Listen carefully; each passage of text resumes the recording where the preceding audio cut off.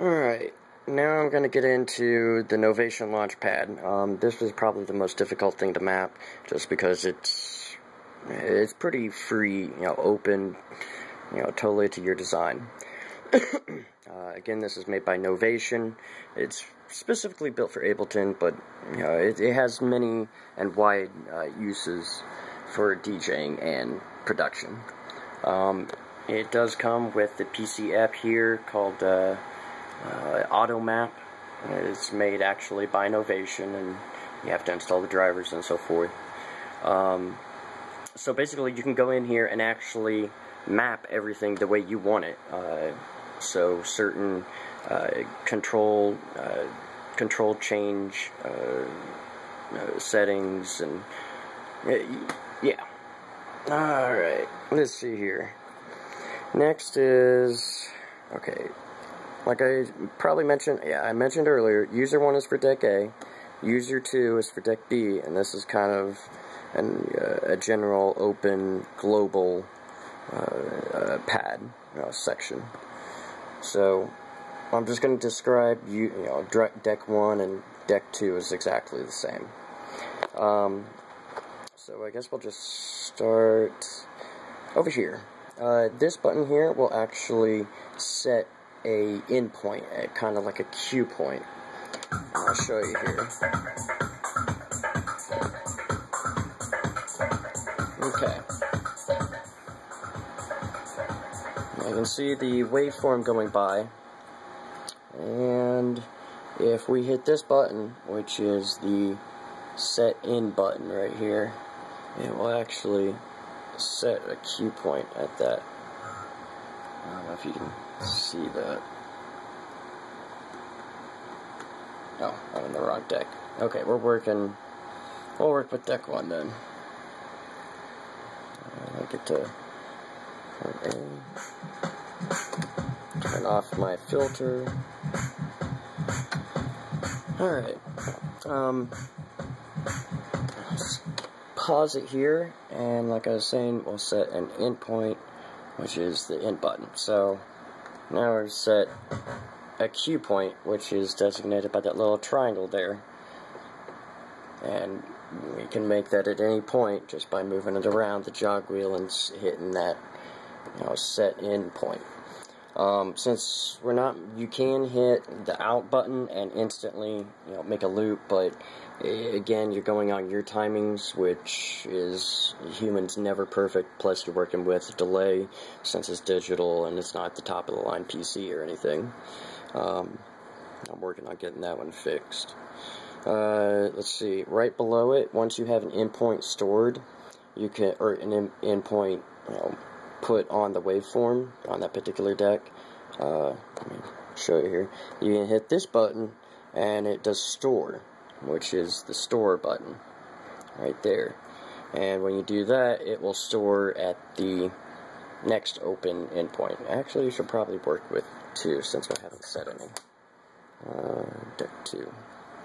And I'll go ahead and set one here.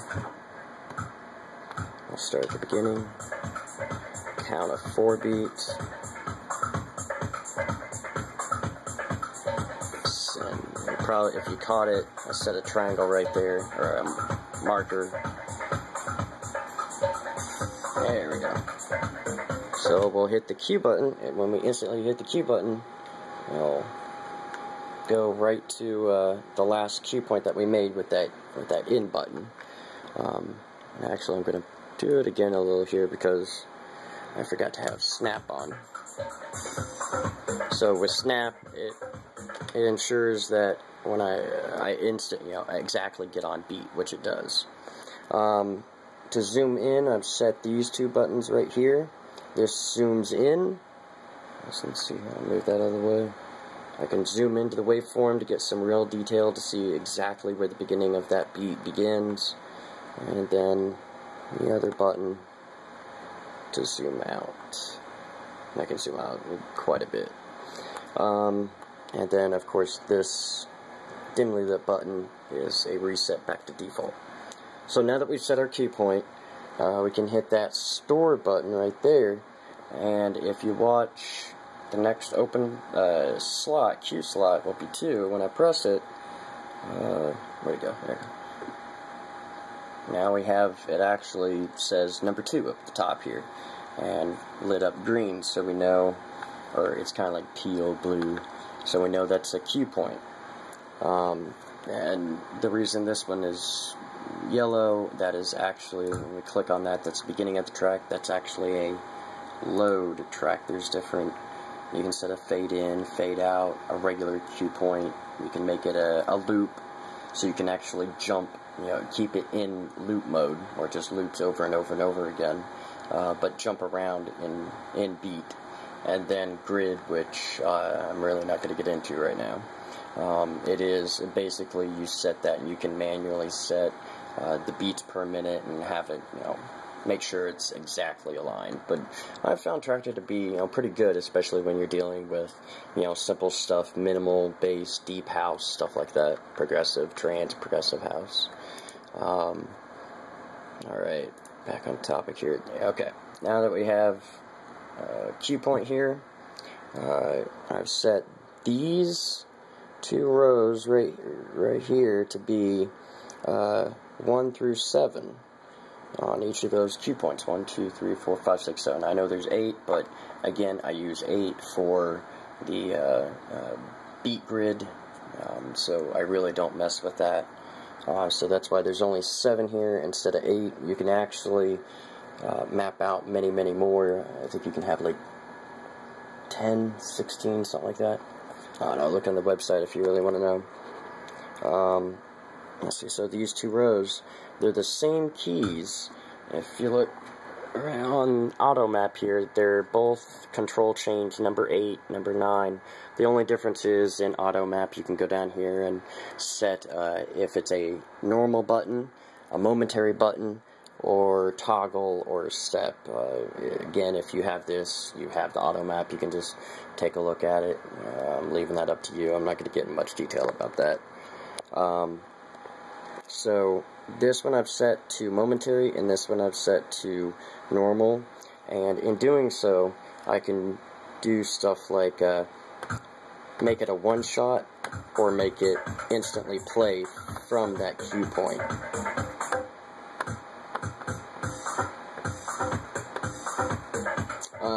And another cool feature, it's kind of like a different way of doing the same thing. It just adds 1 extra button to the end of this. Since we have 7 here, say I'm playing that button, I can't hit that again until I hit another button. It won't activate it, so I can't sit there and do, yeah, that's kind of hard. I can have it do that, and this is kind of like a re-trigger. It goes back to the last cue point.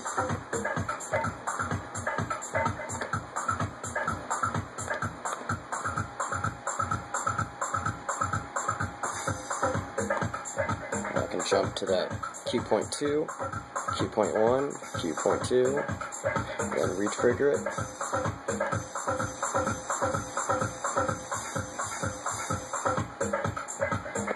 Kind of cool. And again, let's say I'm just playing. I can hit any of these buttons, and it'll instantly make a marker for that particular channel, or for that particular. Yeah, you know what I'm saying. So let's make another cue point and I'll show you what I'm talking about.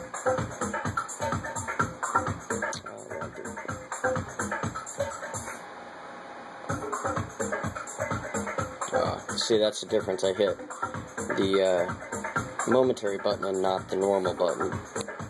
That's what's called an auto map.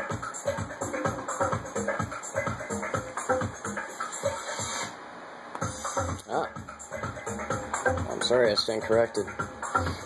Like I said, I just mapped this just today. Apparently, it does. It will stop it. That's interesting. Kind of disconcerting, though. That means it would probably be, you'd have to do this route using an endpoint and then storing it, making sure it just goes to the end one. Otherwise, you'd have to set up your cue points beforehand, which is probably a good idea anyway. Let's see, so I'll make a couple more here. actually say I want to quickly go throughout and I don't really want to have a mouse, because my aim has always been, you know, to not have to use a mouse, to have everything that I would ever need, you know, mapped out. Because it's, you know, not really feasible to have a mouse, you know, out, even though it is a nice, creative fatality mouse, 4-button laser mouse. I love this thing, great product. So I'll make another one here. Or I'm sorry, I was saying, say I wanted to jump like further into the song, further into the track here. I've mapped out these buttons to be a move, and these right here, from the first dim light to this one, it changes the amount that it moves. It's changed from cue points. Now we're looking at move. So, say this is fine, extra fine, I hit that. That's extra fine. As I move down, I've set particular ones, you know, particular snaps that I know I'd use. And you're probably wondering why I made this one like this. This is kind of like what I consider to be a standard, a default, where it is 8 beats per minute, if you can see that. 8 beats per minute. And when I activate a loop in that 8 beats per minute, or I'm sorry, when I use these two keys here to move, it still keeps everything in track. It doesn't really, you can't really tell that I'm moving throughout the track like that, and I'll show you here.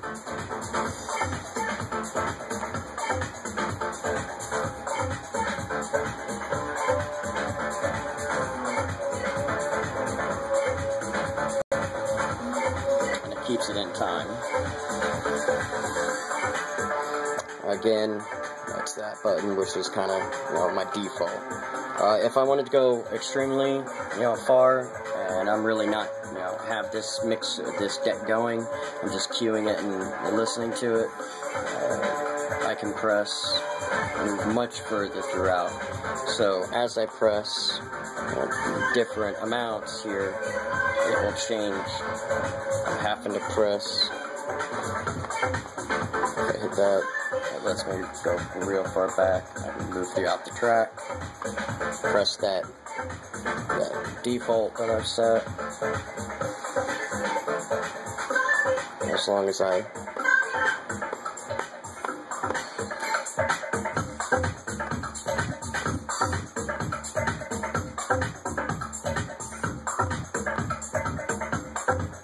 can't really tell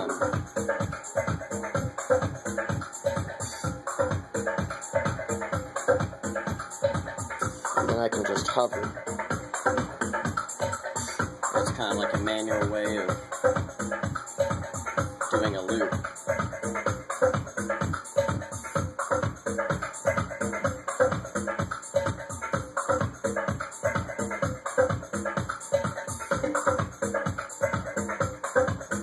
Pretty cool. And then I set this to, okay. And I already touched on the feedback, which is for the T3 delay. Again, that was here. Don't want to skip over. I don't want to skip over the top part here. This right here, right below the normal and momentary buttons that I've made for jumping, you know, to a particular cue point.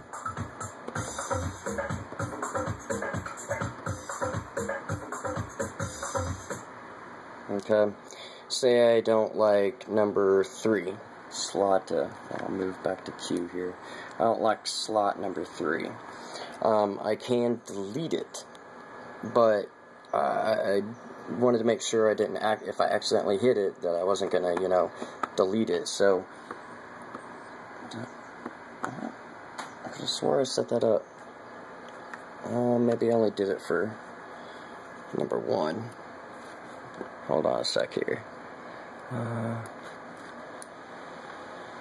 So I'll load the same track in the other deck.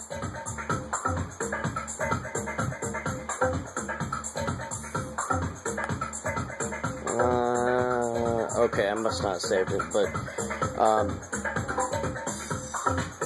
I do have it set up to where, in order to be able to delete, you can use this button as a modifier. So this one has to be pressed before, you know, these will be able to work, which I could have swore I set it up. It must not have saved. I did do a restart right before this, so.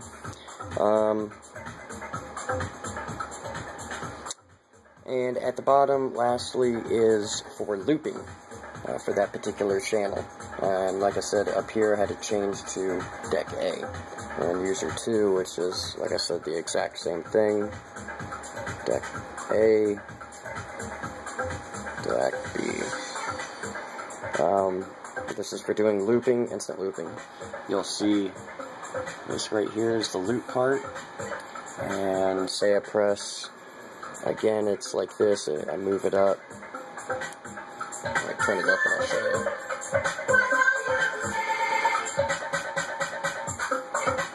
And again, I've set a kind of like a default. This will do I think an 8 count, or I'm sorry, a 4 count. I'll zoom out a little bit here. That's just from hitting that button. We'll turn it off. We'll hit the one to the right of it, which is going to be a little bit longer, I think an 8 count.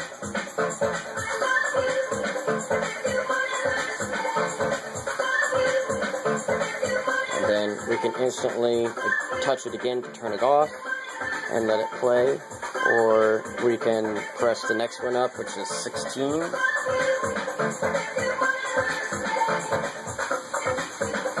Now it'll loop at 16. You can jump back to 8, or even that default 4, or we can even go smaller.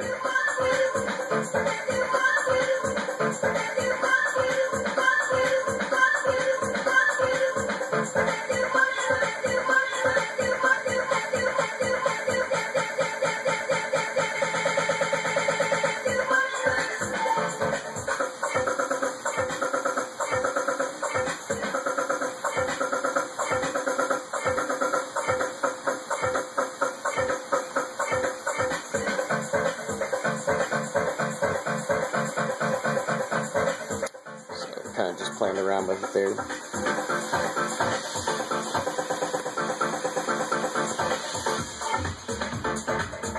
And this, of course, is doing the longest loop you can do, which is not that.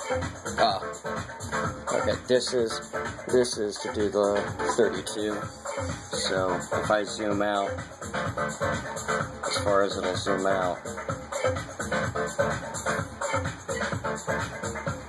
it'll do 32 beats, which is pretty long. And this one I've set, depending what was the last one that you pressed, I can sit here and instantly change it to the 4 beat, and then say I wanted this, turn it off, do a 16, and it'll catch it, activate it, deactivate it, just go back, whatever the last one was.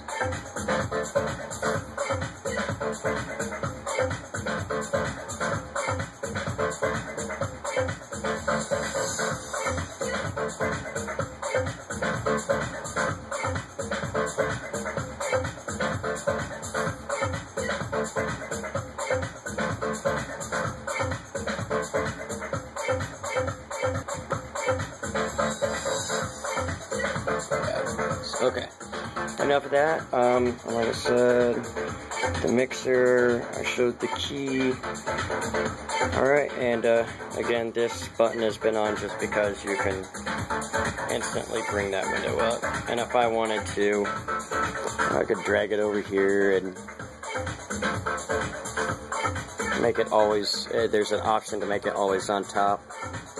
And you can, instantly bring that up if you wanted to. And that's what that button does. Up here, really not messing with that, because I try to stay away from the pages since I'm just using the different default built-in hardware buttons. But you can also on auto map move that around and change what it's where, and even on this one, like I said, has it's different channels, 2 different pages for that particular one without having to switch back and forth. They're actually different MIDI channels, so I think this one's 2 and this one's 3. So if I were to clean it up and hit session, it'll change channel 2 and channel 3. That's different stuff.